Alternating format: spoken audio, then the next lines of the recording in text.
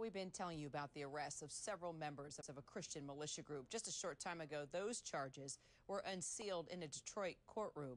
Susan Candiotti joins me once again with the details of these arrests. Now, it looks like 9 guys were actually named, right? What do we know about them? Well, the breakdown is this. 6 people arrested out of Michigan, 2 out of Ohio, and 1 in Indiana. And according to this indictment, they're saying that this group called Hutaree is described as a right-wing Christian militia group.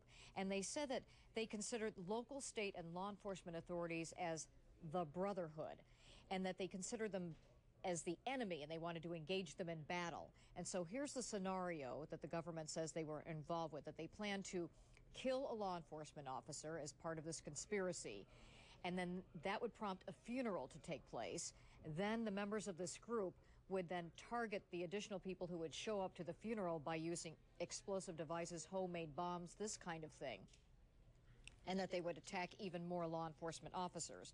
Now, the people involved involves a couple's 2 sons, and these other people as well. They said that as part of it, the leader of the group that they identify as a David Stone is alleged to have used the internet to look up how to make these explosive devices, and then he would email the diagrams to someone that the government says he thought could help make this device. So that could indicate that perhaps there was an inside operation going on, perhaps an informant. It's unclear at this time, but that then the leader of the group sent the others out to pick up the ingredients to make these homemade bombs. So we know that they appeared in court today, and that this would have been their first appearance. Ultimately, they would face, because of these explosive devices, which are considered weapons of mass destruction, potentially life in prison if convicted. You know, for such a long time, we've been talking about extremist groups popping up here in the United States, tied to 9/11 and even farther back, the Oklahoma City bombing. Yeah, that's when we started recently, right?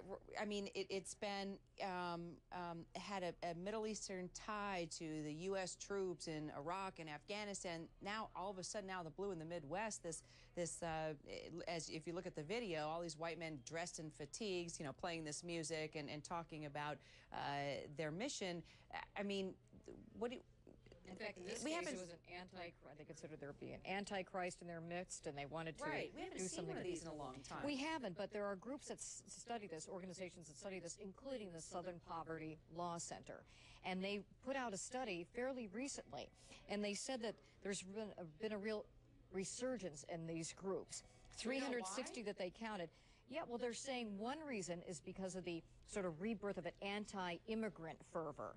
And then still others are convinced that the government, once again, as they did many years ago, at least 10 years ago, 15 years ago, trying to take over things. And so it's the us versus them mentality. So we have to not only worry about Al-Qaeda overseas, now we have to worry about our own people who are in the U.S. With weapons of mass destruction as well. It's a problem, obviously, and according to prosecutors and the FBI, this group was planning to take out whatever grievances they had against federal, local, and state law enforcement. Well, we'll still follow it with you, Susan. I appreciate it.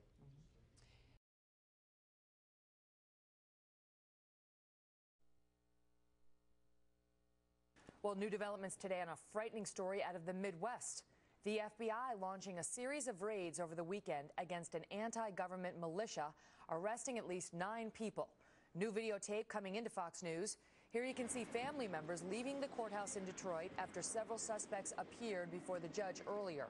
Sources close to this investigation say the militia members were plotting to kill police officers and then show up at their funerals to kill the officers that came there to mourn. The raids took place in Ohio, Michigan, and Indiana. Neighbors of the group in Michigan say they were pretty much in the dark. They would have their get-togethers every couple of weeks. If they're militia, I don't know. I can't, say for certain. Being a small community, it's surprising that something like this can happen. Law enforcement officials say they are still pursuing other suspects. The healthcare bill is passed. Now what? Only one news network gives you the story straight. Truth doesn't take sides. Facts aren't just red or blue. Every day, every night, CNN equals politics.